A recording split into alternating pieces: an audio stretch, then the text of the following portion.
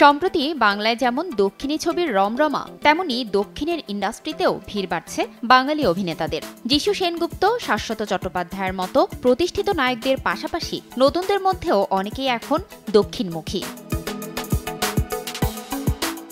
সেই তালিকায় নাম লিখিয়েছেন ঋষভ বসুও।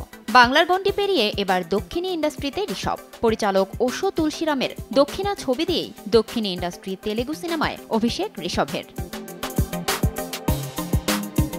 দক্ষিণা সিনেমাটিতে ঋষভের হাতে খুন হয় একের পর এক নারী। ছবিতে নেতিবাচক ভূমিকায় দেখা যাবে ঋষভকে, তার সঙ্গে থাকছেন সাইদ হানসিকা। ছবির ট্রেলার দেখে রীতিমতো শিহরণ জাগবে। রক্তে রাঙা হাতের পাশাপাশি ছবির ট্রেলারে নগ্ন দৃশ্যে অভিনয় করতে দেখা গিয়েছে ঋষভকে। শরীরে নেই সুতোর লেশ মাত্র।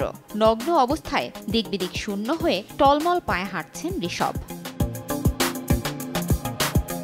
নগ্নতা সম্পর্কে ঋষভ বলেন, ছবিতে নগ্নতাটা মূলত প্রযুক্তির সাহায্যে দেখানো হয়েছে, তাই বিশেষ অস্বস্তিতে ভুগতে হয়নি। তবে চিত্রনাট্যের প্রয়োজনে নগ্নতা নিয়ে তার কোনো ছুঁতমার্ক নেই বলেও জানান। দক্ষিণী সিনেমার ব্যাপক সাফল্যের পেছনের কারণ বলতে গিয়ে ঋষভ বলেন, ওরা ওদের সংস্কৃতি ভোলেনি, শেকড় ভোলেনি, তাই ওদের ছবিতে ধুলো মাটির গন্ধ বেশি।